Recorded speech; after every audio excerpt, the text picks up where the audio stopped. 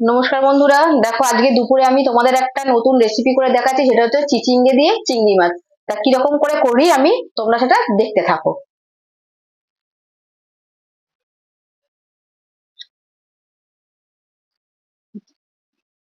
প্রথমে চিচিঙ্গেটা কেটে নিচ্ছি।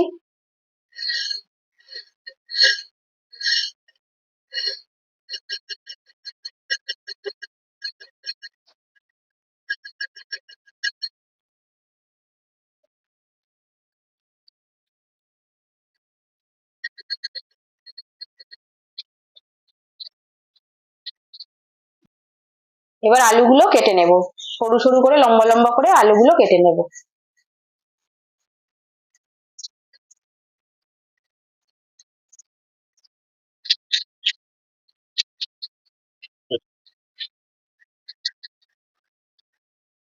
এবার পেঁয়াজটা কেটে নেব, লম্বা লম্বা করে পেঁয়াজটা কেটে নেব।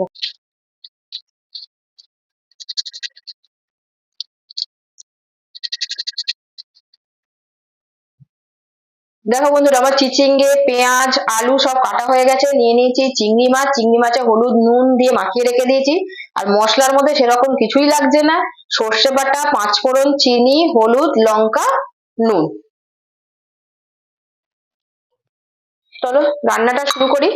তো প্রথমে কড়াই দিয়ে দিলাম সর্ষের তেল।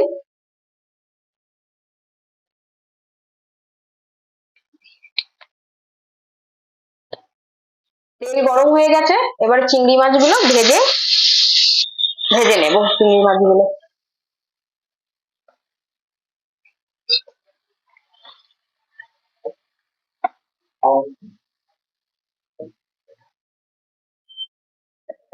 মাছগুলো ভাজা হয়ে গেছে, এবার মাছগুলো আমি তুলে নেব।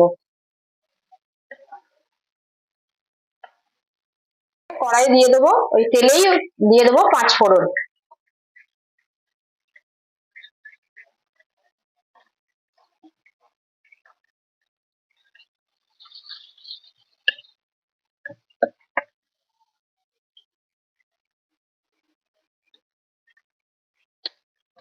এইবারে দিয়ে দেবো আলু।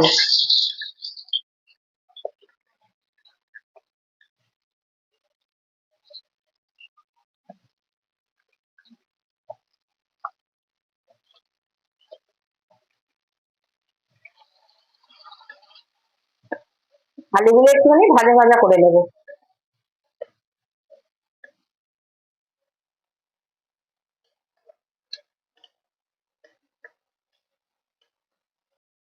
আলুগুলো ভাজা ভাজা হয়ে এসছে, এবার আমি চিচিঙ্গে গুলো দিয়ে দেবো।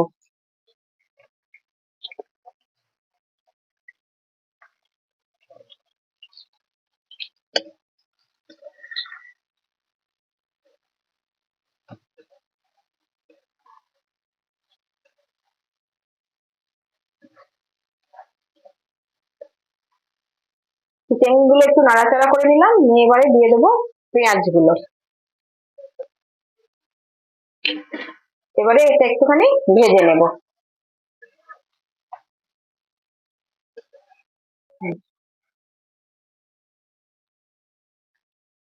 তো এবারে একে একে আমি মশলাগুলো দিয়ে দেবো। নুন, হলুদ, চিনি, লঙ্কা, সর্ষে বাটা।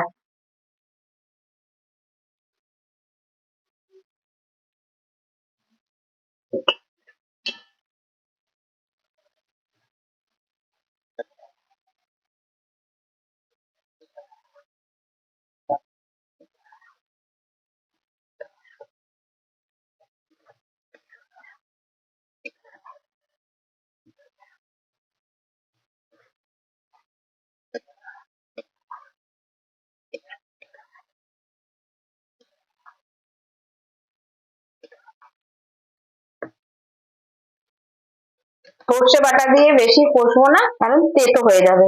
এবারে দিয়ে দেবো চিংড়ি মাছ।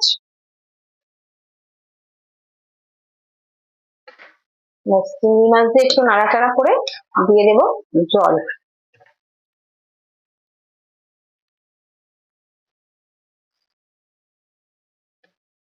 তাহলে